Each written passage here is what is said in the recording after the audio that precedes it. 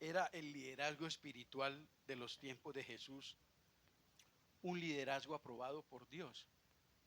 El liderazgo espiritual de los tiempos de Jesús estaba constituido en ese entonces principalmente por dos grupos o dos sectas, o dos grupos o dos facciones, por decirlo así, que eran los fariseos y saduceos.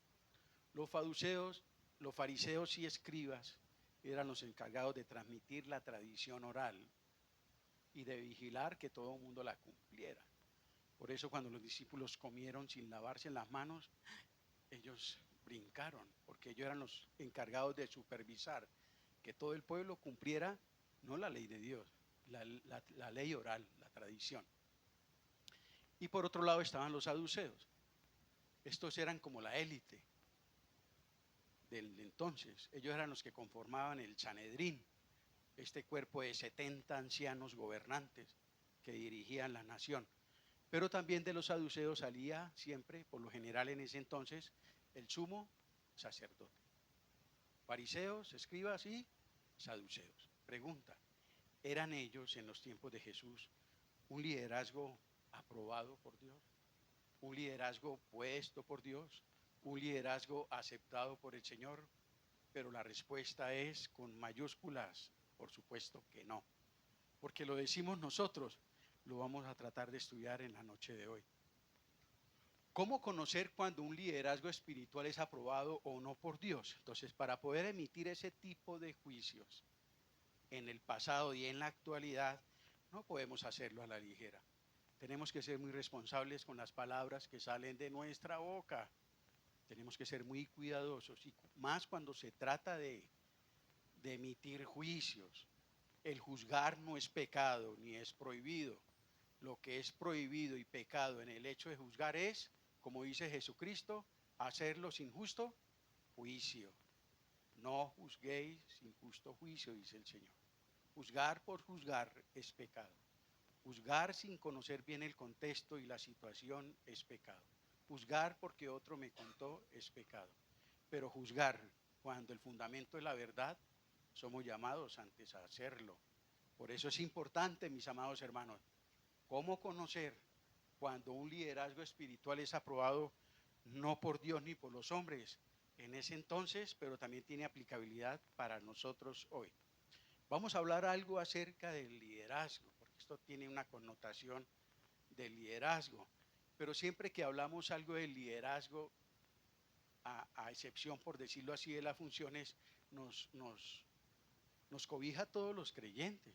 Todas estas exigencias y demandas que Dios tiene establecido para el liderazgo, exigencias espirituales, doctrinales y morales, tienen aplicabilidad no solo a los líderes, a los pastores, a los ancianos, sino también es algo que nos cobija, que cada uno de ustedes ahí sentaditos también digan, esto también es conmigo. Esto no es solo para los pastores, esto no es solo para los ancianos, o esto no era solo para los fariseos y saduceos de la época de Jesús. Esto que vamos a hablar hoy también es concerniente para todos y cada uno de nosotros, mis amados hermanos. Entonces, vamos a tener en cuenta dos aspectos principalmente cuando se trata de examinar un liderazgo.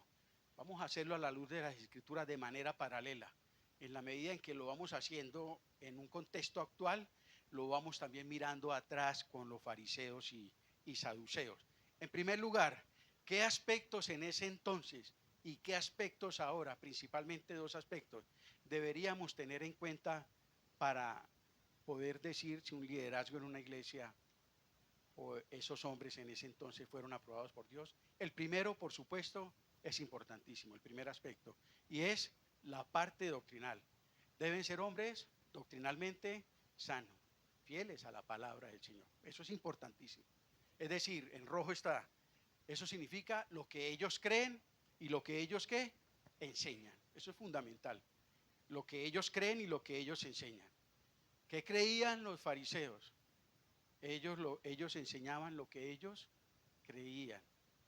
Una iglesia de sana doctrina debe tener líderes, pastores, ancianos, diáconos, doctrinalmente sanos, es decir, lo que ellos enseñan Es lo que ellos creen y eso debe ser el fruto de algo que está en armonía perfecta con la palabra de Dios. Por más que sea quien sea, sus enseñanzas y creencias no pueden estar en contradicción abierta con la palabra del Señor. Debe haber una armonía perfecta. Mis enseñanzas, mis creencias deben estar sujetas y siempre bajo la autoridad de ¿quién? De la palabra de Dios. De la palabra de Dios. Estos hombres, desafortunadamente, en ese entonces, esos hombres no estaban bajo la autoridad de la palabra de Dios. Sus creencias y enseñanzas no estaban en armonía, por eso fueron tan confrontados con Jesús, porque ellos no enseñaban lo que realmente la Biblia decía. Y hoy en día pasa mucho eso, desafortunadamente, en las iglesias. Por eso mucho caos y vacío espiritual, porque los hombres que están al frente predicando y cuidando la iglesia del Señor, muchas de sus enseñanzas no están en armonía y bajo la autoridad de la palabra de Dios. Miremos la recomendación que le hace el apóstol Pablo al joven pastor Tito. Una de tantas, hermanos, porque eso la Biblia por todas partes nos advierte y nos enseña acerca de estas situaciones. Tito 2:1, perdón, dice la palabra del Señor, le dice Pablo a Tito, Tito, pero tú habla lo que está de acuerdo con ¿qué? Con la sana doctrina. Es decir, en un contexto de iglesia, predica, enseña, habla, exhorta, redarguye, todo lo que tenga que ver con la sana doctrina. Ahí lo sentencia Pablo, ahí lo instruye Pablo a este hombre. Todo lo que tenga que ver con la sana doctrina. Si nuestras creencias y enseñanzas no están en armonía con las de la palabra de Dios, cuidado. Deben encenderse en las alarmas. ¿Por qué? En primer lugar, para nosotros los creyentes, se empieza a ver comprometida nuestra fidelidad a Cristo. Una falsa enseñanza nos desvía doctrinalmente. Desviarnos doctrinalmente es desviarnos de la sincera fidelidad que cada uno de nosotros le debemos a Cristo. Lo enseña 2 Corintios 11:3. Así como la serpiente engañó con astucia a Eva, cuidado que ustedes pueden ser, con la misma astucia, ser engañados, seducidos, a dejar de ser fieles al Señor Jesucristo. Una falsa enseñanza en nosotros los creyentes tiene esa capacidad de desviarnos de nuestra sincera fidelidad a Cristo. Y en los incrédulos, una falsa enseñanza que produce una falsa salvación. ¿Cierto? Miremos lo que dice Jesucristo, ya lo hemos visto, pero repitámoslo. Mateo 23:15. Mateo capítulo 23, verso 15. Dice la palabra del Señor: ay de vosotros, escribas y fariseos, hipócritas, porque recorréis mar y tierra para hacer un prosélito o un discípulo. Y una vez lo hagan, es decir, una vez lo convenzan a seguir su religión, ¿cuál es el resultado? Le hacen 2 veces más hijo del infierno que vosotros. Doctrinalmente, el liderazgo judío de la época de Jesús estaba totalmente desviado. Ellos y los que ellos evangelizaban o convertían al judaísmo, los unos como los otros, dije Jesús, si un ciego guía a otro ciego, ambos ciegos, es decir, es una figura de condenación, ambos se pierden. Y aquí Jesús lo dice, ustedes son diligentes en ir por todo el mundo convirtiendo al judaísmo a las personas. Pero una vez las personas se convierten a su sistema religioso, no los hacen ciudadanos del reino de los cielos, los hacen 2 veces más hijos del infierno que ustedes. Y eso es lo que produce la falsa enseñanza. Hay muchas personas en falsas doctrinas que aún tienen un comportamiento moral mucho mejor que cualquiera de nosotros, pero doctrinalmente están equivocados, están desviados, mis amados hermanos. En sus enseñanzas, estos hombres no guían a la verdad, sino que conducen sus enseñanzas al engaño. Por lo general son sutiles, por lo general son difíciles de detectar. Por eso una de las grandes tareas de los ancianos y pastores en la iglesia es cuidar doctrinalmente la iglesia, el rebaño de falsos maestros. Porque el rebaño, por lo general, a todos le decimos Amén. Y no nos detenemos a pensar en lo que decimos cuando decimos amén, en lo que la persona está diciendo. De hecho, muchas veces aquí nosotros mismos se nos han ido las luces con cosas doctrinales fuertes y yo apenas miro y poquitos son los que nos damos cuenta. O sea, eso pasa desapercibido. Tenemos que tener mucho cuidado, sea de quien venga. La doctrina sana no se puede negociar ni permitir que permee la vida espiritual de la iglesia. Falsos maestros enseñan falsas doctrinas. ¿Y cuál es el resultado de todo eso? Producen falsos creyentes. Jesucristo lo dijo concerniente al liderazgo espiritual de entonces con los que se convertían al judaísmo. El error doctrinal, enseñarlo y creerlo, es tan gravísimo como la incredulidad. Ambos pecados, la incredulidad y el error doctrinal, nos llevan al infierno. Ambos pecados. Son gravísimos ambos pecados, no es solo la incredulidad. El no creer en Jesucristo condena al ser humano, pero el creer equivocadamente, el creer en otro medio de salvación, el ir por otro camino de salvación, también te va a conducir al infierno. Hay caminos que al hombre le parecen derechos, pero ¿qué dice el Señor? Pero su final es camino de muerte. Hay un solo camino para ir al cielo y se llama Jesucristo. Nada ni nadie más. Hay un solo camino, hay una sola verdad, hay uno solo que da vida y vida eterna. Y su nombre es Jesús de Nazaret. Segundo, ¿qué otro aspecto importante que es el que nos vamos a detener hoy? Voy a empezar al revés, y es la parte moral. Estos hombres moralmente deben ser hombres moralmente irreprensibles, moralmente íntegros, es decir, lo que ellos hacen, es decir, su carácter. Y lo uno conlleva lo otro. Lo que yo hago está definido por lo que yo creo, por lo que yo creo. Lo que yo creo define mi conducta. Lo que yo creo define mis creencias. Es muy importante entender eso. Entonces, estos hombres, este asunto para poder discernir si un liderazgo espiritual es aprobado por Dios, primero, la doctrina, y el segundo, el carácter, la integridad de estos hombres. Hablando en los requisitos para los pastores y diáconos, en ese famoso capítulo de primera carta a Timoteo, capítulo 3, ahí lo resume todo el apóstol Pablo. Dice, palabra fiel, si alguno anhela avispado, buena obra desea, pero, hay un pero es necesario que el obispo sea, ¿qué? Irreprensible. Y todas las condiciones y cualidades que siguen ahí a continuación, todas se condensan o se resumen en esa palabra, irreprensible. Es decir, esa persona no tiene de dónde ser agarrada, no tiene de qué ser acusada. Un hombre moralmente irreprensible. Muy importante. Una iglesia saludable es una iglesia que goza de líderes doctrinalmente fieles y moralmente irreprensibles. Cualquiera de las dos cosas que falle, está esa iglesia, como cuando a mí ya me han puesto ese aparato, lo ponen que suena ese pitico, ti, ti, ti, ti, ti, ti, ti. Ay, cuando se pone así como medio ti, ay, todo el mundo corre y uno se pone nervioso. Está en cuidados intensivos. Entonces, es muy peligroso, mis amados hermanos. Las obras son las pruebas decisivas de la condición del corazón humano. Jesús lo resumió diciendo, por sus frutos los conoceré.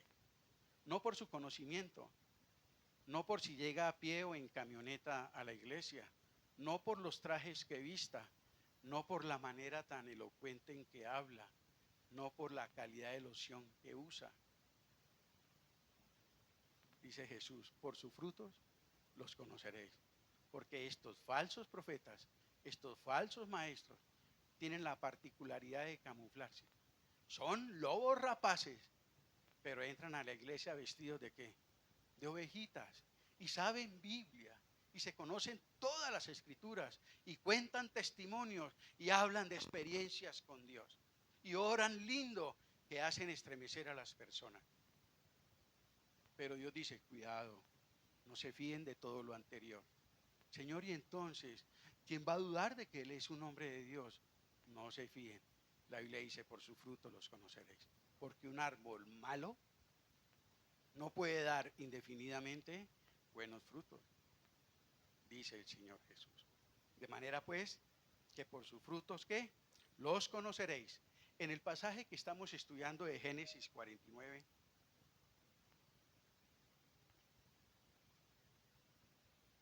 vemos aquí el ejemplo bien claro. Y tomé ese pasaje para explicar. Cuando Dios fue a elegir los líderes espirituales de la nación de Israel, Él tuvo en cuenta este aspecto principalmente, la calidad moral de esos hombres. Si ustedes recuerdan, si ustedes recuerdan de esos 12 hombres, los que sobresalieron, los que fueron puestos en posición de autoridad y privilegio, ellos y sus descendientes fueron ¿quiénes? Judá y José. ¿Por qué los eligió Dios? A través de Jacob, su papá, por su carácter, por su integridad. Judá era un hombre justo. Judá estuvo dispuesto a dar su vida por salvar a toda la familia. Judá fue el que intercedió para que no asesinaran a José. Judá era un hombre justo y Judá fue elegido por Dios para que él y su descendencia fueran los que estuvieran al frente de la nación. Pero también estaba ¿quién? José, un hombre temeroso de Dios, un hombre que fue probado en todo sentido por Dios y siempre permaneció fiel al Señor. Un hombre probo, un hombre íntegro. Aún cuando lo tomó la esposa de Potifar, ¿se acuerdan?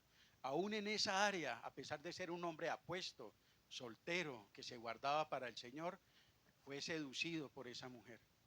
Pudo hacerlo, no estaba en su país, no estaba su familia, no estaban los hermanitos de la iglesia, era un total desconocido.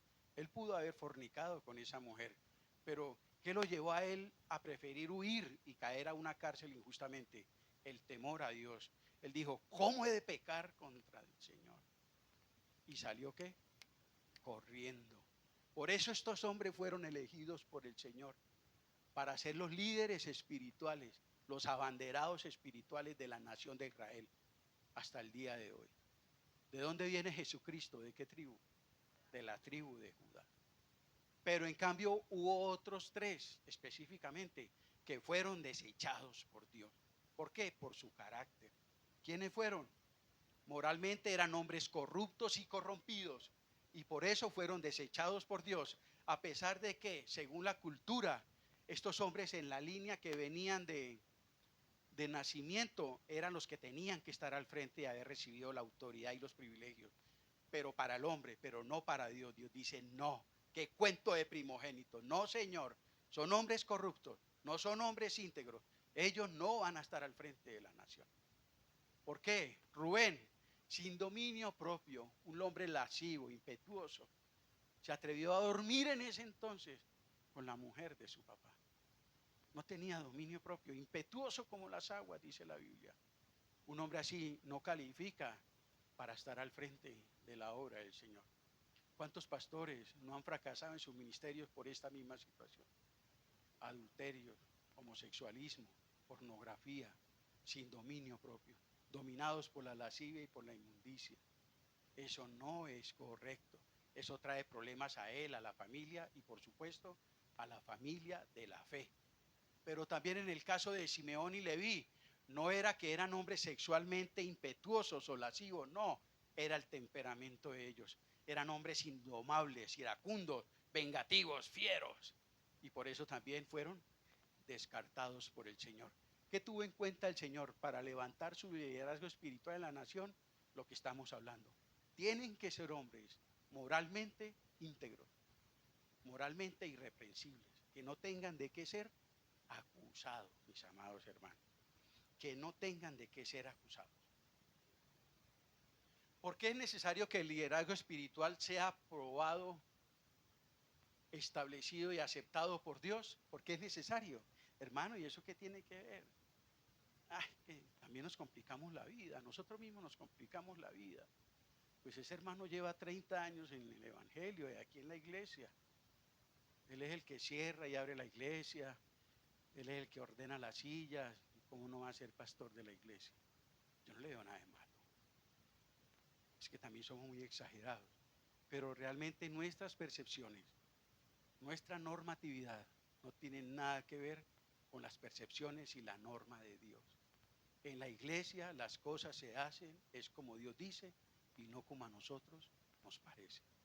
Si queremos tener la aprobación de Dios, si queremos ver la gracia y las bendiciones del Señor, eso es lo que el Señor bendice. Dios no bendice nuestras buenas intenciones, Dios bendice nuestra obediencia, nuestra obediencia. Y así es en la iglesia. ¿De quién es la iglesia? ¿Del pastor Antonio? Yo simplemente soy un mayordomo puesto por el Señor. La iglesia es del Señor. Y como la iglesia es del Señor, se hace lo que el Señor dice. ¿Quién de ustedes le gustaría que yo fuera a su casa, me invitaran a almorzar y yo llegara y le dijera, Oscar, quite ese televisor de ahí? Eso está como maluco, hermano. Usted es un creyente. Usted debería de poner eso ahí, más bien versículo bíblico, hermano. Oscar, ese baño huele maluco, ¿por qué no lo pasa para el segundo piso? La mujer, la hermanita me sirve la comida. Ay, hermana, yo le voy a recomendar, mire, cuando venga una visita, ¿a usted cómo se le ocurre servir esto? Cuando venga una visita y más el pastor de la iglesia, ténganos esto o aquello. Vea, llega un momento en que el que me está recibiendo, por más amable y paciente que sea, me frena. Hermano Antonio, qué pecado, pero esta es mi casa. Y yo en mi casa hago lo que quiero. Por favor, me la respeto. ¿Y tiene razón o no? Toda la razón del mundo. ¿Cómo será? ¿Cómo será nosotros ponernos de ruana a la casa del Señor? Y por eso tanto mal testimonio, hermanos, porque hoy en día en las iglesias eso es un espectáculo, eso es un circo.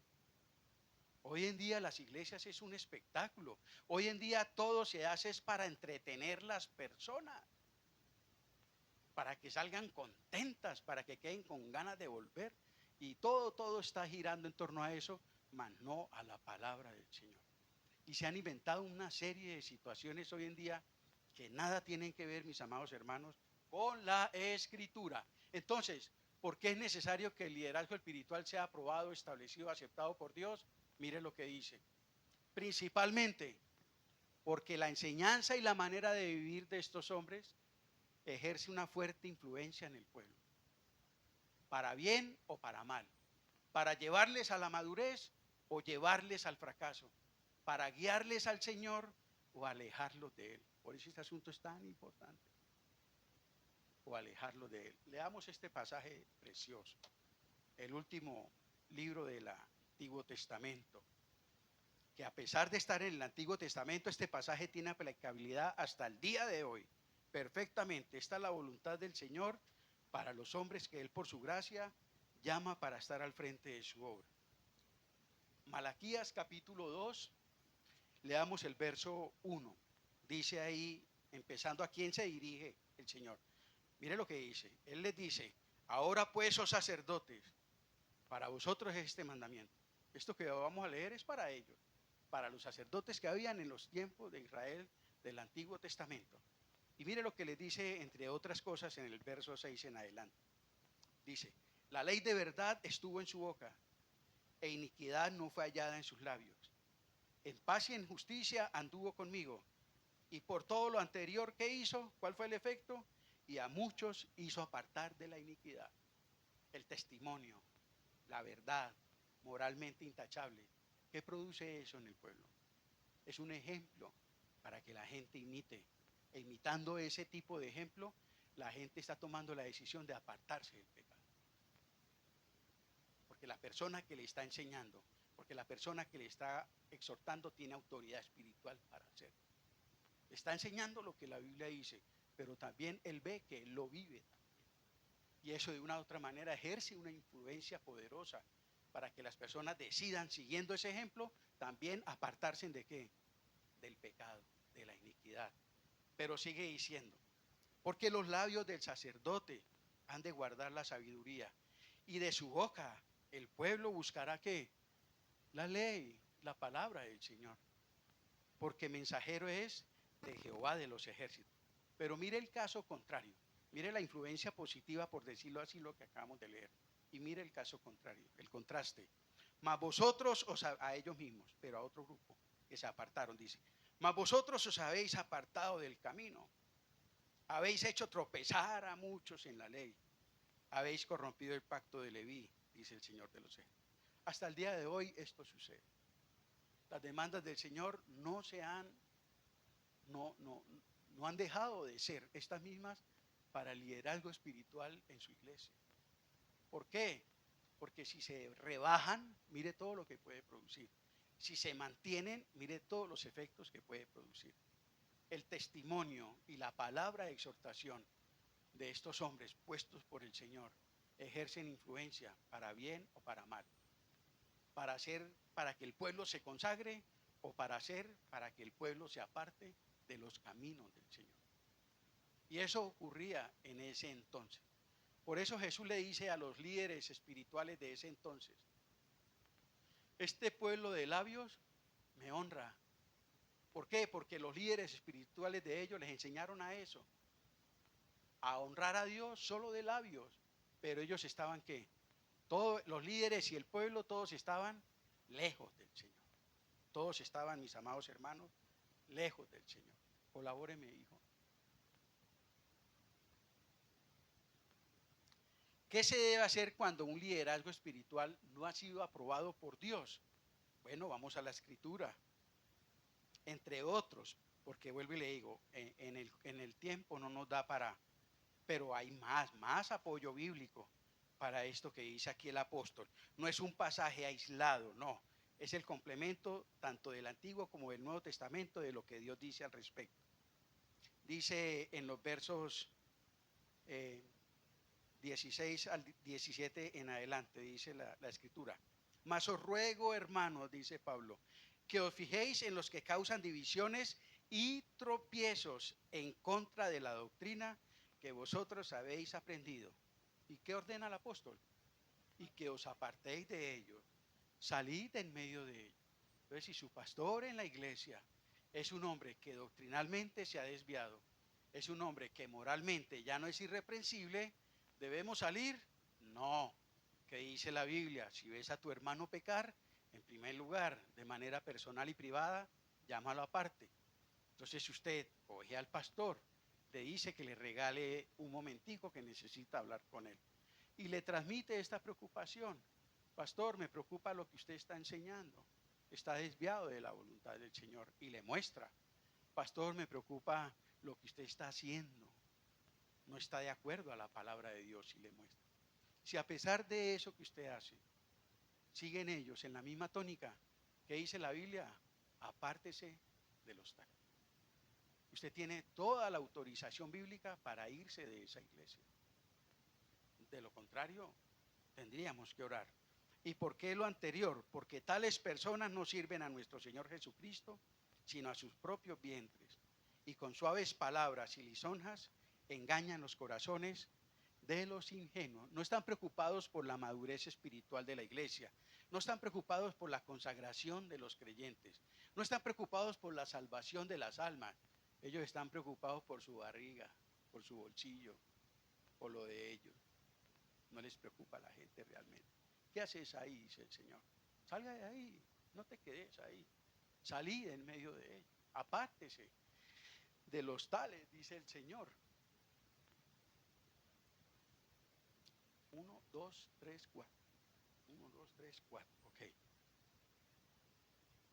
¿Qué dice la Biblia del carácter moral de los espirituales de la época de Jesús? De los líderes, de los fariseos y saduceos. Para ir terminando. ¿Qué dice Jesús de ellos? Jesús fue el que los confrontó. Jesús fue el que se veía con ellos todos los días cara a cara, en el templo, en las sinagogas, en la plaza pública, en todos los lugares Jesús se encontraba con estos hombres, que eran abiertamente sus adversarios. ¿Qué dice Jesús de ellos? Por eso les decía ahora, juzgar es pecado, siempre y cuando no sea con justo juicio. Mucho cuidado con emitir juicios, con condenar a alguien si usted no está seguro. Que yo digo que que yo digo que el hermano Antonio es adicto a los juegos de bingos en el centro. ¿Y por qué? Es que un hermanito me dijo que lo vio salir de un casino. Oiga, y eso se riega como pólvora.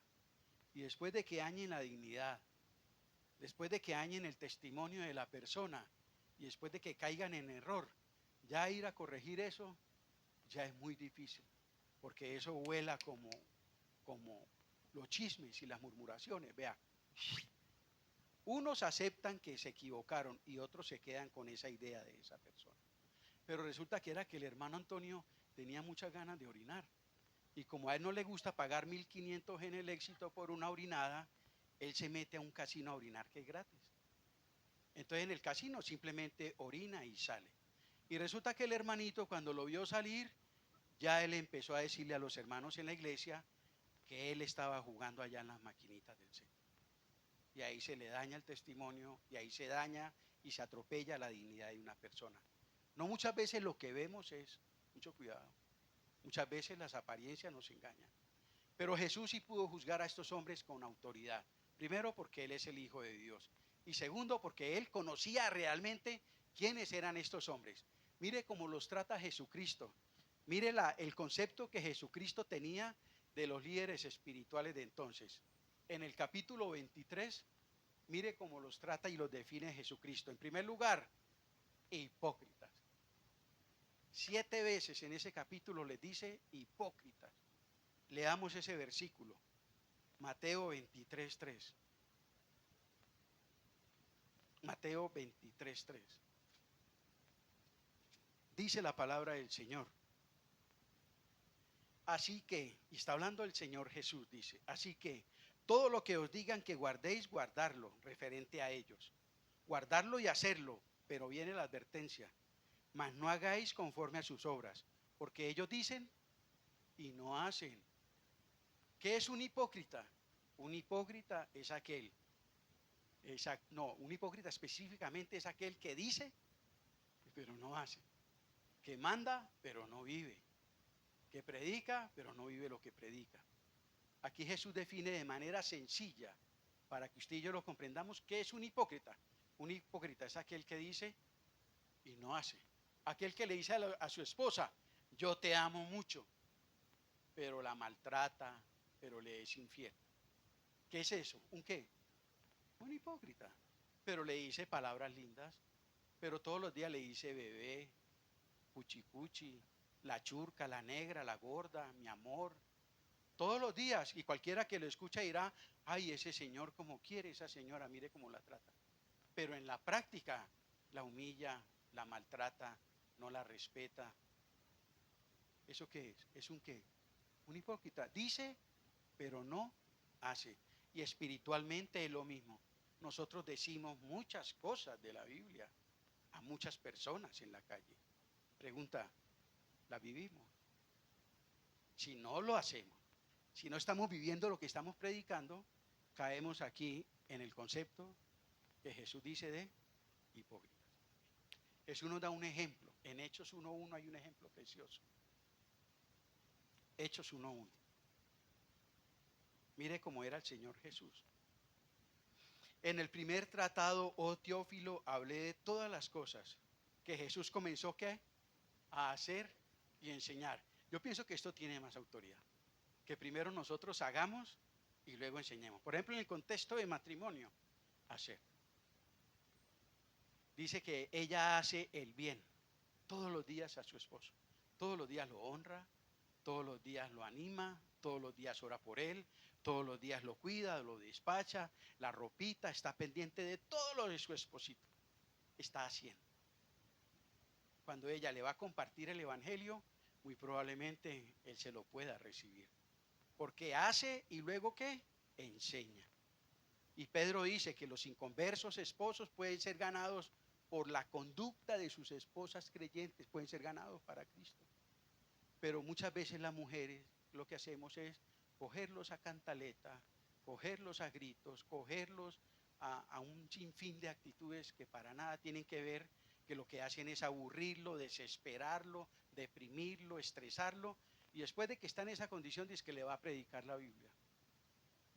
no se la recibe nadie. Pero cuando ella hace y luego enseña, dice la Biblia, sus hijos la alaban a la mujer virtuosa. Su esposo la alaba, porque es una mujer que siguiendo el ejemplo de Jesús, primero hace y luego ¿qué? Enseña. Luego va a tener la autoridad para enseñar. El esposo, la Biblia dice que se tiene que sujetar a mí porque soy la cabeza. Pero no la respeta, pero no la cuida, pero no provee por ella, no la honra, no la ama como tiene que ser. Es un tropiezo para la vida espiritual de ella. Es un tropiezo para la vida emocional de ella. No está haciendo nada. Pedro dice que las tratemos como a un vaso frágil. Tratémoslas como a un vaso frágil, con consideración. Y después sí, prediquémosle la palabra y verán los resultados. Pero no hagamos lo contrario. En el vecindario, vivamos el evangelio, que ellos lo vean, para después poder tener la autoridad de ¿qué? De predicarse. En una oportunidad, estando Isaac en un carrito y Anita de 7 años, llegamos con mi esposa un 31 de diciembre a la cuadra donde vivíamos. Llegamos del culto como a las 8 o 9 de la noche, un 31 de diciembre, y vivíamos arriba en la otra esquina de la cuadra. O sea que teníamos que atravesar toda la cuadra. Pero eso desde la primera casa hasta la última, eso estaba prendido. Asados, sancochos, música, salsa, vallenatos, de todo. Eso era una parranda terrible esa cuadra. Y yo me paré ahí, miré hasta el fondo, hasta donde tenía que llegar, y yo dije, Señor, que podamos llegar a la casa. Pólvora, algarabía, la gente estaba contenta despidiendo el año. Y por allá íbamos como a la mitad de la cuadra cuando lo que yo presentía se cumplió. ¡Briglia! ¡Briglia! Me estaban llamando para participar y yo, uy, cuando escuché por allá un salvavidas, no lo llamen que es ese evangélico. Es ese evangélico, era el señor el que arreglaba las moticos, el del taller, el viejito. No lo llame que es ese evangélico. Pregunta, yo a ese señor nunca le compartí el evangelio. Pues verbalmente, porque él sabía que yo era evangélico. Por todo el tiempo que duramos viviendo ahí. Él pudo que observar el estilo de vida de esa persona. Yo a él nunca le prediqué el evangelio a ese señor. ¿Por qué él me tildó evangélico? Porque todos los días me veía, todos los días conocía a mi esposa, conocía a mi hogar. No lo llames porque ese es evangelio. Qué bueno que sigamos el ejemplo de Jesús. De primero hacer y luego ¿qué? Enseñar. Porque eso te da autoridad para cuando vas a abrir la boquita para compartir de Cristo Jesús. Sigamos, hipócritas, guías ciegos, y también les dice guías de ciegos, insensatos, necios, sepulcros blanqueados, serpientes, generación de víboras. Mire todo lo que Jesucristo les dice a estas personas. Y en Juan 8, ¿qué les dice? ¿Vosotros sois qué? Hijos del diablo. Mire la manera como Jesús definía el carácter moral de estos hombres, hermano. Qué delicado. Y mire, leamos este pasaje. Leamos Mateo 22, 29. Mateo 22, 29.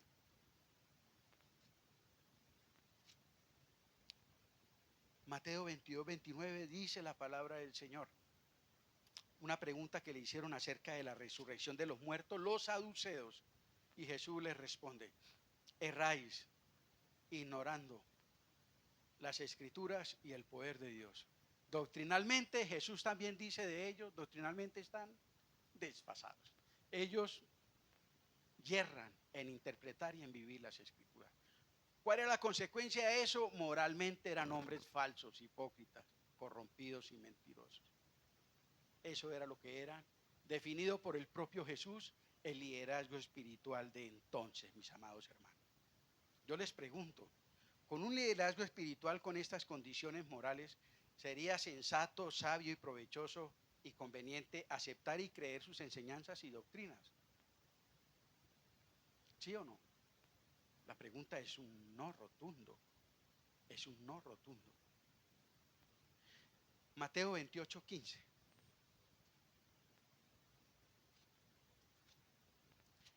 Leamos desde el 11.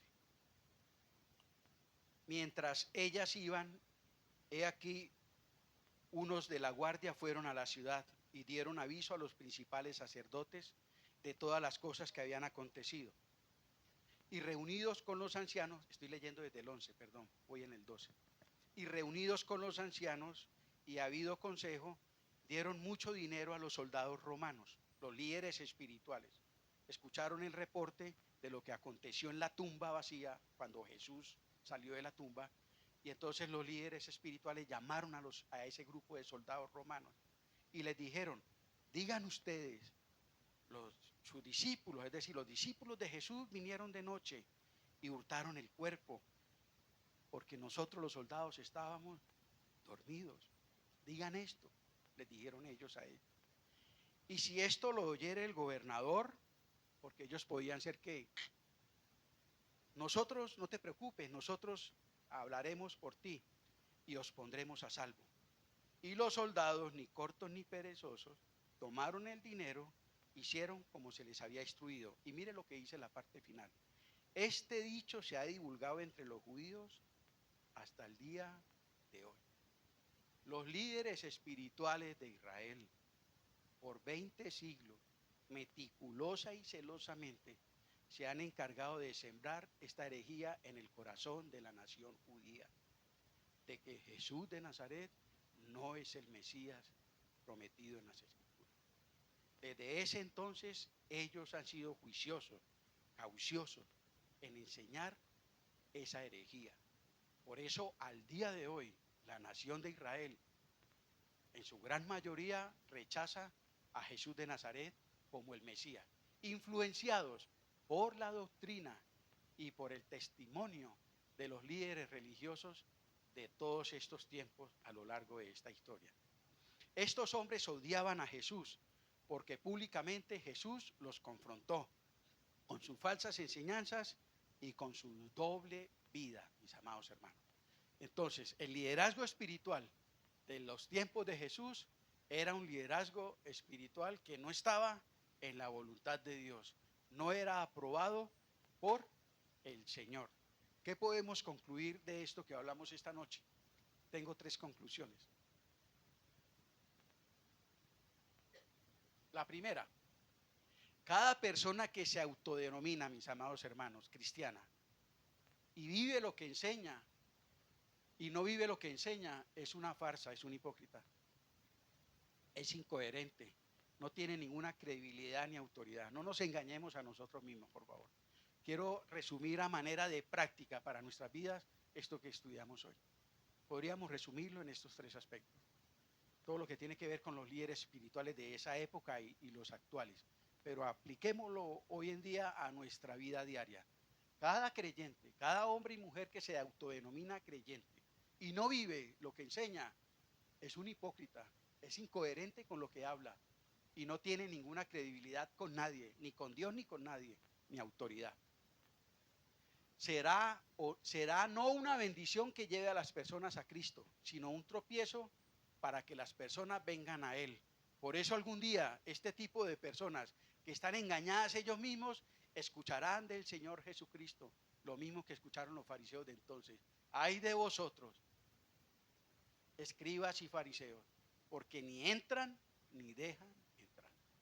Mucho cuidado. Segundo, el diablo puede hacer todas las cosas religiosas que nosotros hacemos. El diablo le encanta congregarse, cantar, llorar, alzar las manos, brincar. Él hace todo lo que nosotros hacemos. A él le fascina todo eso. Él no tiene ningún problema con imitarnos en todo eso. Lo único que el diablo no puede ni quiere hacer es obedecer la palabra de Dios. Es vivir en santidad. Eso no se lo pida porque eso sí no lo va a hacer él.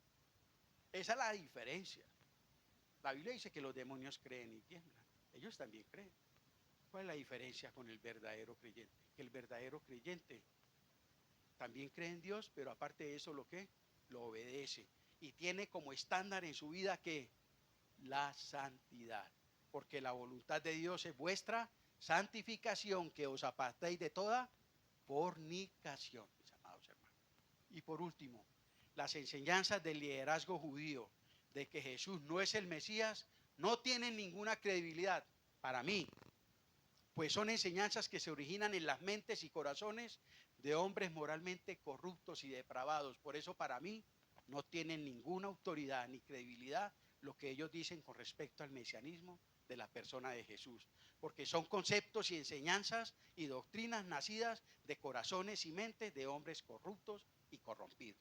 Para mí personalmente no tienen ningún tipo de credibilidad. Pero miren esta joya, Mateo 16:20. Esto para mí sí tiene mucha autoridad. Mateo 16:20 dice el Señor. Entonces Jesús mandó a sus discípulos que a nadie dijesen que Él era que. Yo sí creo que Él es Jesús el Cristo. ¿Cómo era moralmente el Señor? Perfecto, santo, sin pecado, sin mancha, delante de Dios y delante de quién? De los hombres. Él es el Mesías. Amén. La próxima clase, muy juiciositos. ¿Cómo estar seguros? Estamos estudiando el tema. ¿Cómo estar seguros nosotros de que Jesús de Nazaret es el Mesías de Israel? El primer punto, por eso está en rojo, porque ya lo vimos, por el testimonio del Nuevo Testamento. Y el segundo punto es lo que estamos desarrollando. Porque el liderazgo judío siempre ha enseñado y ha negado que Jesús de Nazaret sea el Mesías prometido en las Escrituras. De ahí, de ese segundo punto, tomé 4 puntos. Vamos a ver 4 puntos que desmienten el argumento del liderazgo judío. El primero ya lo vimos, los argumentos sobre los cuales ellos descansan para esta herejía no son confiables, no es solo la Biblia, ellos también tienen sus libros sagrados de naturaleza humana, lo que es la Misná, lo que es la Torá, lo que es el Talmud o la tradición oral.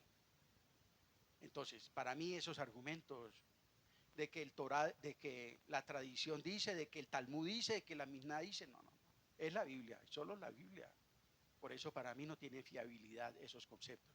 Y hoy vimos, moralmente el liderazgo judío no tiene credibilidad. Son hombres que no son dignos de creer nada de lo que enseñan, moralmente hablando, que vamos a ver en las próximas 2 clases. Doctrinalmente ellos han corrompido la palabra del Señor. Y el último punto, por un designio divino. Padre, gracias por su palabra.